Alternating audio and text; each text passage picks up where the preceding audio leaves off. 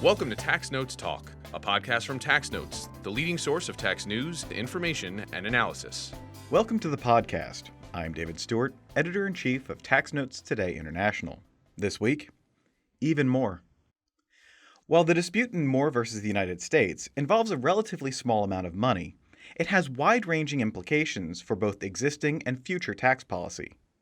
We've covered it before in an episode that we'll link to in the show notes, but now the arguments have been heard in front of the Supreme Court. So what did we learn from the questions posed by the justices? Tax Notes managing legal reporter Andrew Velarde will be here to discuss those arguments and some additional reporting he has done on the case in just a moment. Later in the episode, we'll hear from Tax Notes international author Błażej Kuzniacki about his article on Pillar 2 and international investment agreements. But first, Andrew, welcome back to the podcast. Hi, Dave. It's good to be here again. Now, before we get into the oral arguments, could you give listeners an overview of this dispute and how we got where we are? Certainly, yes. It's been long running, so let's take it from the top. Charles and Kathleen Moore are seeking a refund of $15,000 in taxes that they paid on undistributed earnings from an Indian-controlled foreign corporation of which they were minority owners. They have challenged the Section 965 transition tax, which is also known as the Mandatory Repatriation Tax, or MRT, that's imposed on a taxpayer's post-1986 accumulated foreign earnings, arguing that it is a direct tax and therefore unconstitutional because it is not subject to apportionment. In June 2022, the Ninth Circuit affirmed a district court's decision to reject the challenge. It also rejected the Moore's due process challenge. In its decision, the Ninth Circuit said that the courts have consistently held that taxes like the transition tax are constitutional and that whether income is realized is not determinative. Now, real quickly, before we get further into this dispute, just a little constitutional background. Generally, under the Constitution, direct taxes must be apportioned among states by population. There is some debate as to what a direct tax is. Apportionment, however, would be so impractical or impossible in many cases, it effectively kills a tax. Under the 16th Amendment, however, income taxes can be collected without apportionment. So then the question becomes, what is required for something to be income? Throughout litigation, the Moores have argued that income has a realization requirement. The transition tax is not a tax on income, they argue, but rather is one on property, and thus must be apportioned.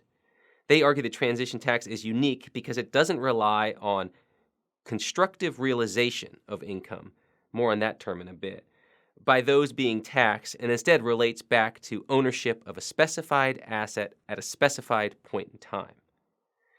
When a rehearing by the Ninth Circuit was denied, 4 judges dissented, and I want to quote from their language here, I think it's important. They argued, "We open the door to expansion of the federal taxing power beyond the limits placed by the Constitution. Indeed, without a realization requirement, it is hard to see what's left of the constitutional apportionment requirement. Now I fear any tax on property or other interests can be categorized as an income tax and elude the requirement of apportionment. While the 16th Amendment expanded the federal government's taxing power, it did not dissolve other constitutional restrictions." Now, this case is potentially worth far more than the $15,000 the Moores are seeking in their refund. Just in that provision alone, the transition tax is primarily targeting large corporations, and the Joint Committee on Taxation has estimated it will bring in $340 billion in 10 years. During oral arguments and before, the Moores have leaned heavily on a case, Eisner v. Macomber, a Supreme Court case from over 100 years ago. They argue establishes a realization standard. In that case, the Supreme Court held a stock dividend was not subject to tax under the 16th Amendment. Now, during oral arguments, Andrew Grossman of Baker Hostetler, who's counsel for the Moores, argued that following that precedent, quote, makes easy work of this case. The government, however, countered that the case has been narrowed so as to only apply to its facts. Before we get into the oral arguments, I just want to point out that when the Moores appealed to the Supreme Court on the income realization issue, they did not appeal the due process issue. The Supreme Court granted cert in June.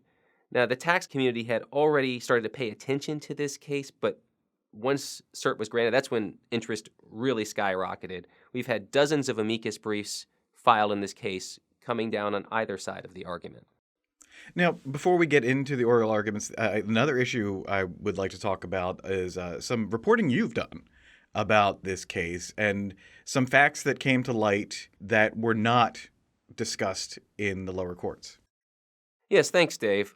So the Moores, as I said earlier, they were minority shareholders in an Indian farming supply, CFC, called Kissencraft. In Charles Moore's declaration to the district court and in later briefings, the Moores have presented a picture of themselves as small-time shareholders with no control in how the company distributes their earnings. However, reporting done by Tax Notes based on Indian public filings from the company reveal that Charles Moore was far more involved in the company than he divulged in those court documents. To run down the list here, we've discovered that Moore was a director at the company for 5 years from 2012 to 2017. He received travel reimbursements for his trips to India. He provided share application money, which essentially in his case ended up being a high-interest short-term loan to the company. He made subsequent purchases of the company stock. And in 2019, he sold some of his interest for many times more than what he had paid for it, mostly to insiders. These revelations generated a lot of interest in the tax community, but not during Supreme Court oral argument. Well, then let's turn to the oral arguments. What sort of issues did they focus on? Sure. Besides Eisner v. Macomber, which I mentioned earlier, it was primarily focused on the bigger picture of what this case could mean for the tax system. Justices seemed concerned about potential ramifications both if they ruled broadly for the government or broadly for the taxpayer. There was a lot of talk about how other provisions may or may not be differentiated from the transition tax. Some have argued that given the reach of the income realization requirement, trillions, that's trillions, might be at stake in this case. Now, all justices seem to be extraordinarily engaged, especially for a tax case, which is not always the case. We had multiple questions asked by each and every justice, and both sides were peppered with questions. The oral arguments had been scheduled for an hour, but they went more than twice that long. Based on questioning, it's also possible the decision in this case does not split down traditional ideological lines. The court, several of the justices anyway, appear to be looking for a narrow way out of this case, possibly not addressing to what extent realization applies to income more broadly. That there is realization by the corporation was emphasized by several justices. Chief Justice Roberts, for one, kept coming back to that point. That may be a way to narrow the decision. They kept emphasizing this case was one of attribution from the corporation to the shareholder. Now, you're mentioning that this implicates much broader issues. So what sort of tax provisions does the court seem concerned about being caught up in a potential ruling in this case? That's a great question. In particular, the court seemed to be worried about Subpart F provisions, as they could not be meaningfully differentiated from the transition tax. Partnership taxation, Subchapter S, were also targeted as having the same issues with realization by some of the justices. Solicitor General Prelogar also brought up concerns with mark-to-market taxation. Andrew Grossman argued that the court has long recognized the distinction between a corporation and a partnership with the doctrine of corporate personhood. And in the case of S corporation shareholders, they elect that type of taxation. Mark-to-market taxes are excise taxes, he argued. So that's how he tried to distinguish those provisions. Subpart F was the regime they kept coming back to the most, the justices. Regarding that, he argued that it works on categories of incomes on a current basis, which Congress said could be viewed as being earned by shareholders because of the nature of the categories.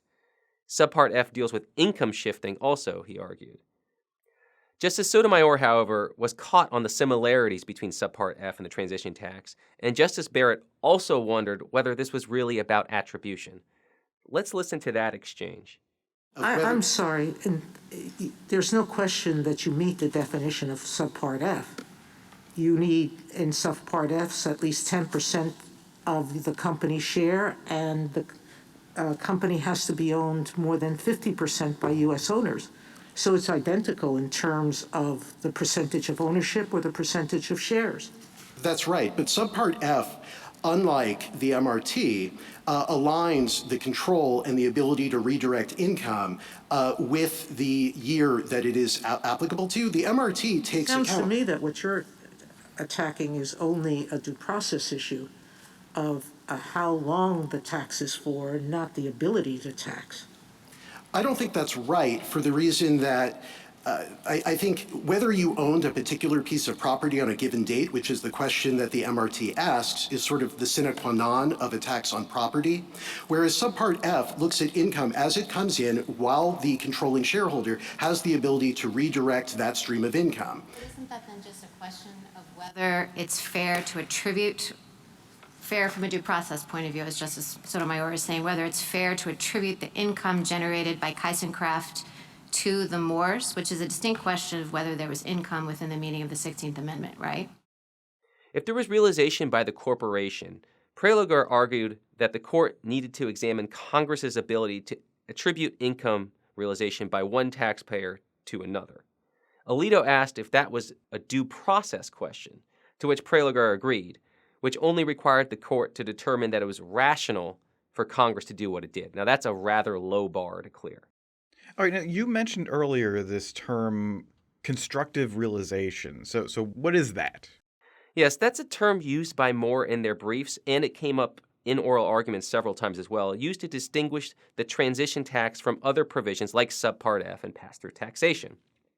According to Grossman during oral arguments, constructive realization is a blanket term that would espouse that income should be taxed by the person who earns it and enjoys its benefits. Now, some people have discussed that this case might reach out toward future potential wealth taxes. Did the court discuss that at all? Yes, I'd say it's probably the thing they discussed the second most after the actual provisions that are in the code right now that might be affected. Justice Thomas and Alito kept asking about wealth taxes and whether increases in the value of securities and property would be taxable. We heard admissions by the government that it would be a more difficult question, at least in part because there's no tradition of taxing something like that. But they did not flat out concede it would be unconstitutional. Let's give a listen to questioning from Alito on that issue. Constitutional bounds. You want to talk about this case, and ultimately we have to talk about this case, but I just want to understand how far your argument goes. How far does it logically go? So under your argument, does the 16th Amendment allow the taxation? It allows the taxation of income, and you define income as an increase in an economic gain between 2 points in time.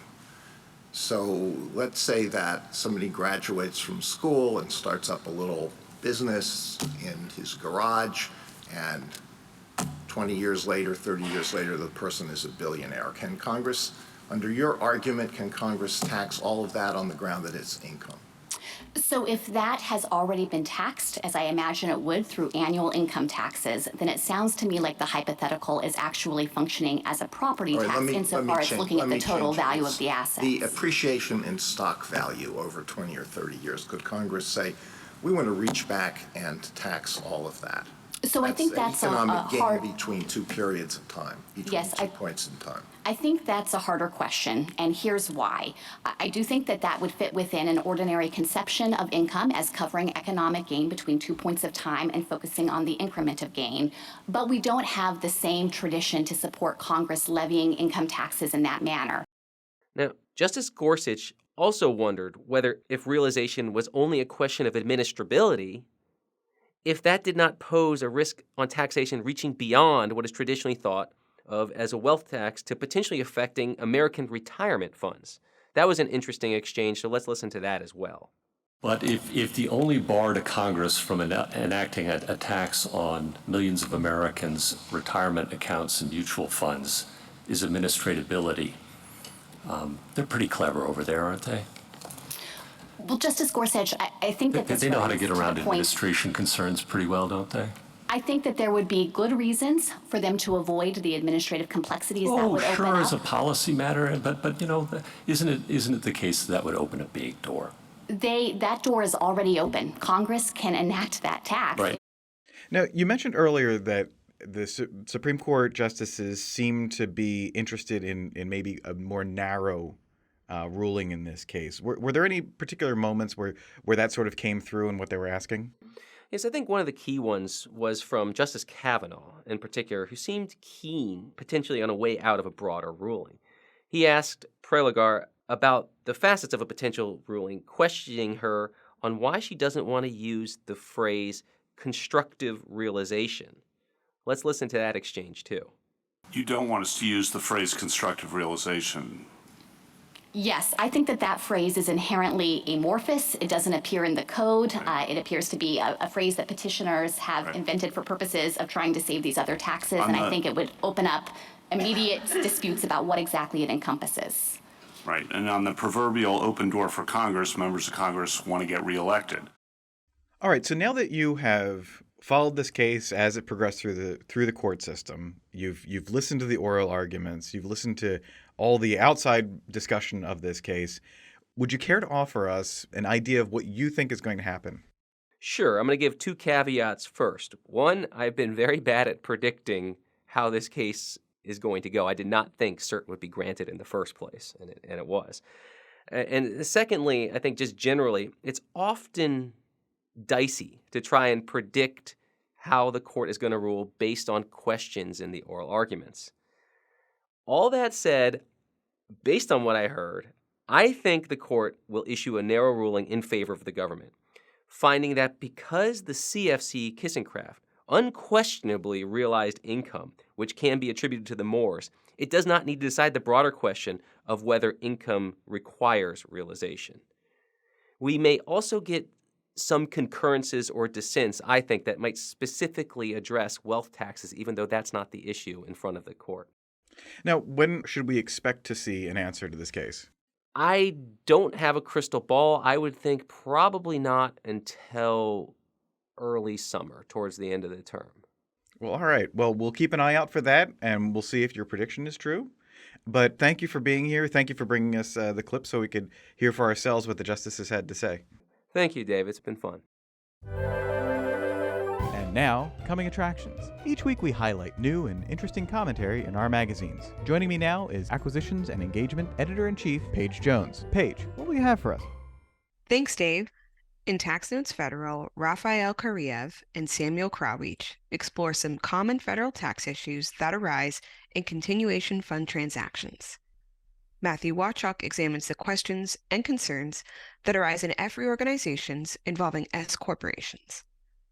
In Tax Note State, Will Alt and Kendall Phillips consider the rising hidden costs of state environmental fees and taxes. Andrew Wilford analyzes the status of the Maryland digital advertising tax. In Tax Notes International, Carol Wang examines how GILTI, CAMTI, and Pillar 2 affect the use of disregarded entities for international tax planning. Marty Sullivan examines an innovative method for estimating multinationals' profits and how it could affect outlooks on Pillar 2 revenue. In Featured Analysis, Bob Goulder examines the unlikely connection between a popular weight loss drug, taxes, and interest rates in Denmark. And now, for a look at what's new and noteworthy in our magazines, here is Tax Notes International Editor-in-Chief Jan Rausch-Sender. Thank you, Paige. I'm here with Błażej Kuzniewski, a senior manager at the International Tax Services of PwC Netherlands and an advisor on the PwC Global Tax Policy team. Welcome to the podcast, Błażej. Hello. It's nice to having me here. Thank you for it. My pleasure. I'd love to discuss your Tax Notes International article, Pillar 2 and International Investment Agreements. QDMTT Payable seals an internationally wrongful act. Why don't we start with you telling us a bit about your article?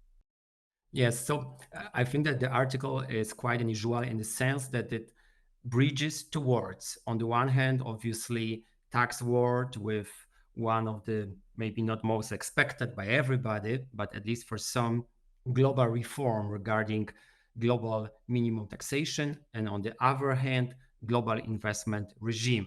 So the major purpose of the article was to show to tax audience that investment treaty regime is of relevance in respect of implementation and application of Pillar 2.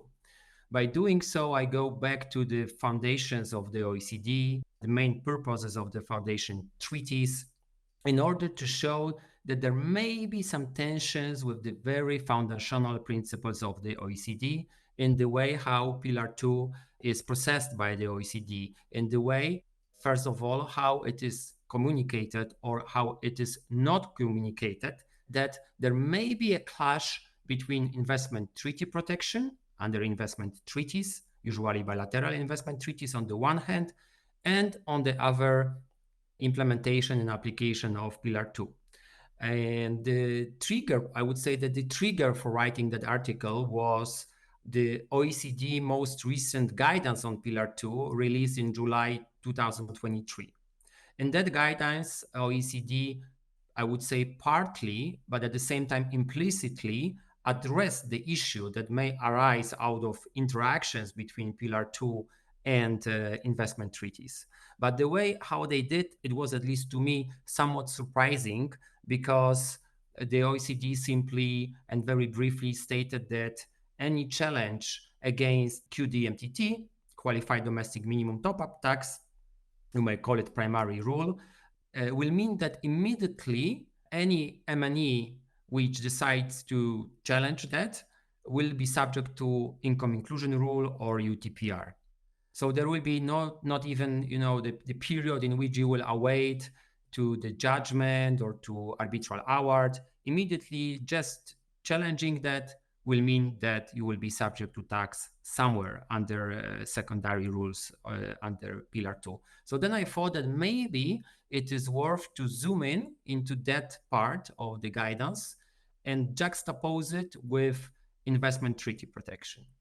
And that's how the article goes through investment treaty protection standards like fair and equitable treatment, umbrella clause, non-expropriation, and also general principles of law like principle of proportionality, principle of non-discrimination, international custom, the rule which prohibits states to expropriate investments without prompt and adequate compensation.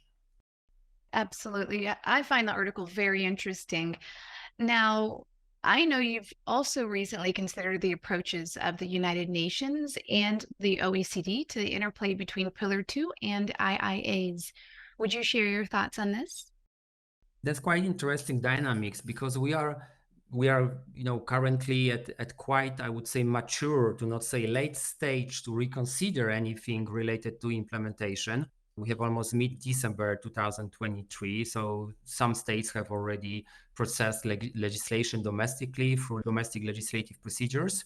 But at the same time, we haven't seen anything which could even look like an analysis from the side of the OECD, analysis regarding interplay between investment treaties on the one side and Pillar 2 model rules on the other.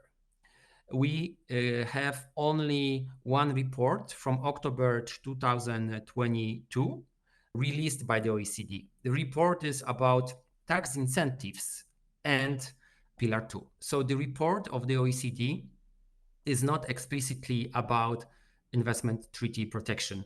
Although you may think that, of course, the interaction between tax incentives and Pillar 2 is indirectly of relevance for investment treaty protection, which is correct. But in that report, which consists of 140 paragraphs, only 2 paragraphs are devoted by the OECD to investment treaty protection.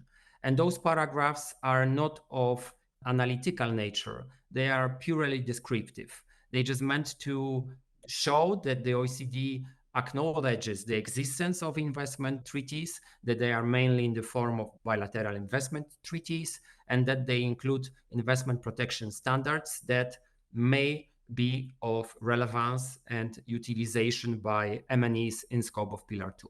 Nothing more. Actually, the OECD concluded those 2 paragraphs with a sentence saying that more analysis is needed.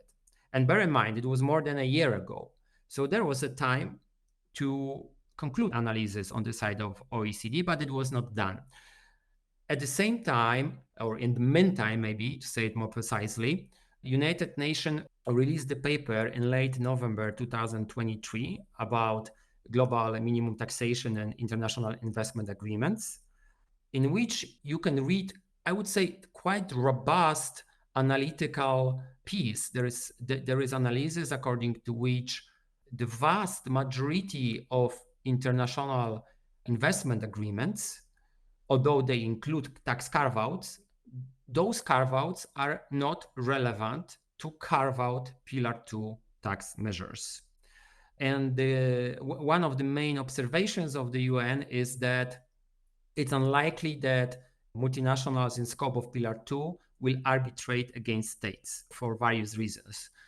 But it is likely that they will rely on investment agreements to at least engage states into a discussion regarding the consequences stemming from Pillar 2.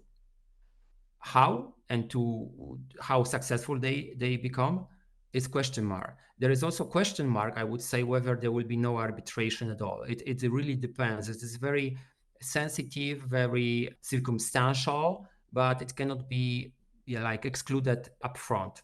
So long story short, when you compare the approach of the OECD and approach of the UN to that subject matter, to intersections between investment treaty protection and Pillar 2, the OECD decided to not produce any robust paper, any follow-up to tax incentives and Pillar 2 report from October 2022, whereas UN used that time, last 12 months, more or less, to produce quite robust paper to show states, to show other stakeholders like MNEs in scope, that there is actually something of high value to look at, to consider, and maybe in order to avoid arbitration and disputes, maybe to look closer how investment treaties can be leveraged by multinationals in scope of Pillar 2 to address the issue of collateral benefit.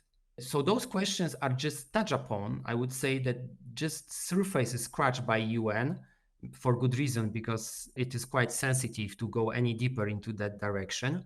But there is interesting difference between UN and OECD. The OECD decided to be tacit about that potential clash, while UN decided to be more open and share with the stakeholders what the subject matter is about, how it can be leveraged by MNEs, how states may react to it, what are policy options. So in my opinion, when you match two views, perhaps the approach of UN is more something that we would expect that should be also addressed by the OECD a bit earlier.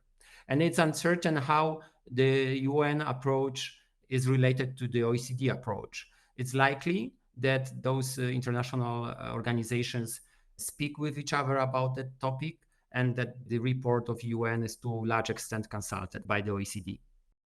Absolutely. Very insightful. Well, before I let you go, where can listeners find you online? Well, they can just, which is challenging already, write my name and surname to Google. They will find me on SSRN with articles that are with open access, like that one in tax notes, for which I am very grateful to you as well. And on LinkedIn, I am quite active there to publish my personal opinions on certain topics. Yeah, mainly those two sources, I would say, LinkedIn and SSRN. Quite often, I'm quite active academically, so they will also find me in various medias. It's easy enough, actually, just to write my name and surname to Google. And if they look for more tax insights, they can add the word tax. If more investment treaty, they can add the word investment treaty. Absolutely. Well, thank you so much for sharing your insight and for joining us today on the podcast, Boaget. It's been a pleasure. Thank you very much. It was indeed very nice to speak with you. Yeah, hope to have another occasion for this discussion. Absolutely. I will certainly have you back. You can find Boaget's article online at taxnotes.com. And be sure to subscribe to our YouTube channel, Tax Notes, for more in-depth discussions on what's new and noteworthy. Again, that's Tax Notes with an S. Back to you, Dave. That's it for this week. You can follow me online at TaxStew, that's STEW, and be sure to follow at Tax Notes for all things tax. If you have any comments, questions, or suggestions for a future episode, you can email us at podcast@taxanalyst.org. And as always, if you like what we're doing here, please leave a rating or review wherever you download this podcast. We'll be back next week with another episode of Tax Notes Talk. Tax Notes Talk is a production of Tax Notes. You can learn more about us by visiting www.taxnotes.com/podcast. When major media wants the straight story, they turn to Tax Notes. Thank you for listening, and join us again for another edition of Tax Notes Talk. Want more like this? Subscribe for more tax videos. Special thanks to our executive producers Jasper Smith and Paige Jones, showrunner and audio engineer Jordan Parrish, and audio engineer Peyton Rhodes.